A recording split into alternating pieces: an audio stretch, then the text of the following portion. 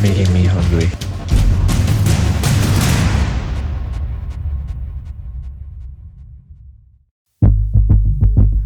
Last time, we finally found the tigress named Solo.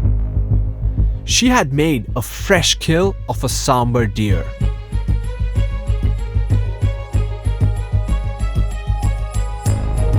From my previous experiences, I knew that she would bring her cubs to feed. And it was just a matter of waiting.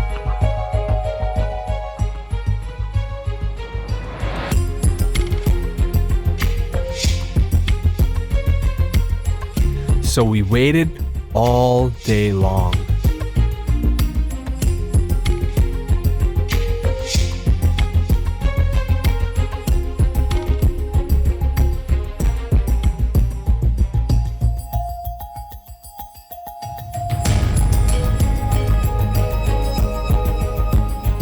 And just as the clock struck 4 p.m., Solo came out of the den and crossed over to the grassland.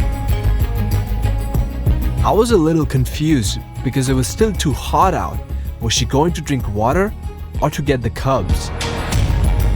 Before we could answer any of those questions, she was back, and back with a bang.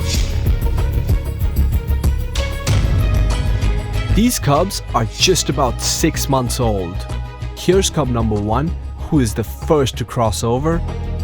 Then comes cub number 2, number 3, and number 4.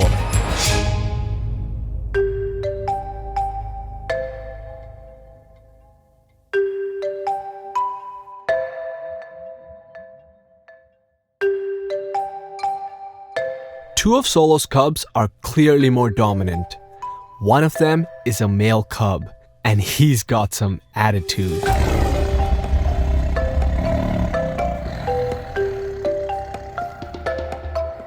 When the snarling doesn't help, he jumps onto the carcass as if to command his prized position.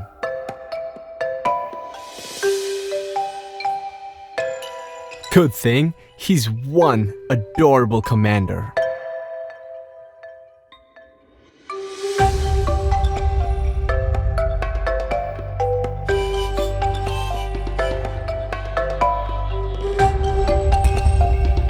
And when your siblings are such hogs, you just have to wait your turn. Sooner or later, you will get your bite at the apple, or in this case, the meat of a somber deer.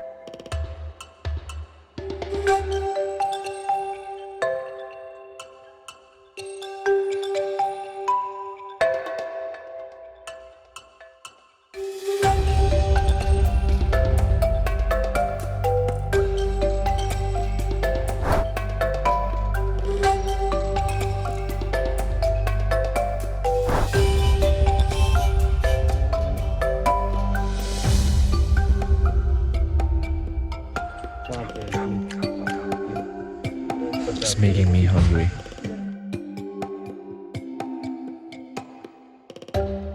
With all that food in the stomach and blistering sun overhead, it's nap time.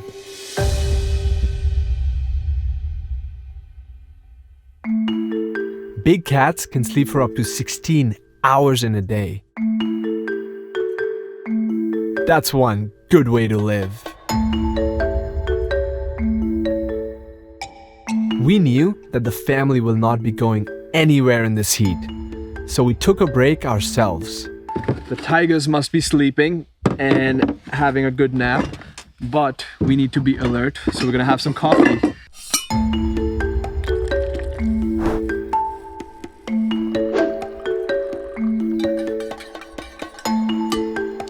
We don't have that much time, so we're gonna drink this cup of coffee real fast and then go back to Solo and her cubs. And hopefully they haven't moved off and they're still sleeping right where we left them. Oh, hot. Oh, but that tastes really good. Cheers. Cheers, buddy. We were having a great day in Bandhavgarh, and it was only going to get better.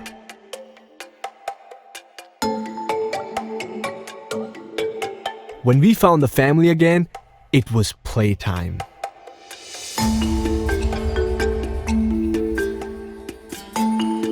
Unlike leopards, tigers are not meant for climbing trees. Yet one of them has found herself on top of a tree. Her sibling is really interested in whatever it is that his sister is munching on.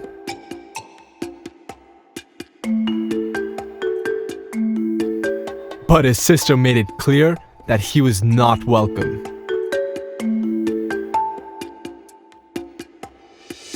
But time to try again.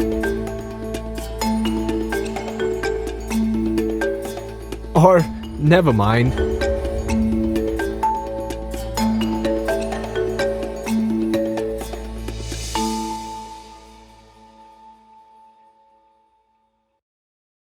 I've been incredibly lucky to be able to spend time with this family. Tigers are an endangered species. At the dawn of the 20th century, there were some 100,000 tigers in the wild.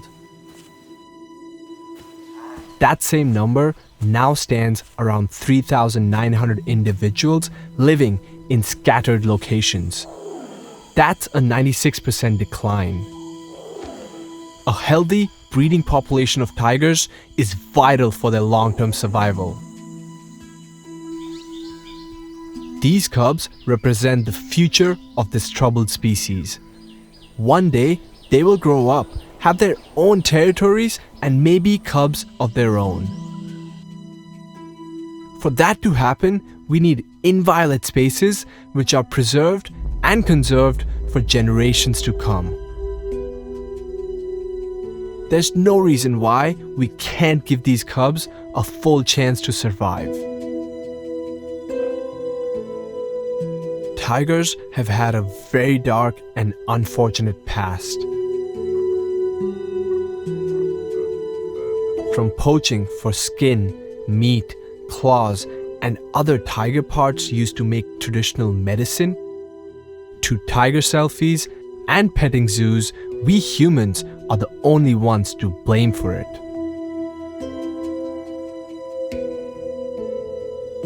But the future of tigers does not have to be this way. Bandhavgarh is one of the many national parks in India where wildlife still thrives. And in the past decade, the global tiger population has registered an increase.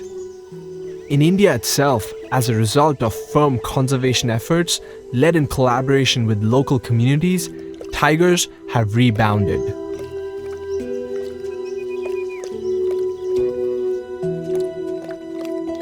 As we've seen, the recovery of tigers here in India has been absolutely spectacular. Bandhavgarh is truly a jewel, and like many other national parks in India, it's a true conservation success. And yet, it's going to be a very tough road ahead for these cubs. And that's just because most national parks are getting overcrowded with tigers. There's simply not enough space for all of them. So young tigers who cannot make their territories within a reserve or a national park must migrate and leave the protected boundaries. This brings them closer to human habitation and also raises the risks for human-animal conflict. Only time will tell what the future has in store for these cubs. But for now, inside the protected reserves of Bandhavgarh National Park, these cubs are safe. And one thing is certain, I'll be back to tell their stories and document their lives.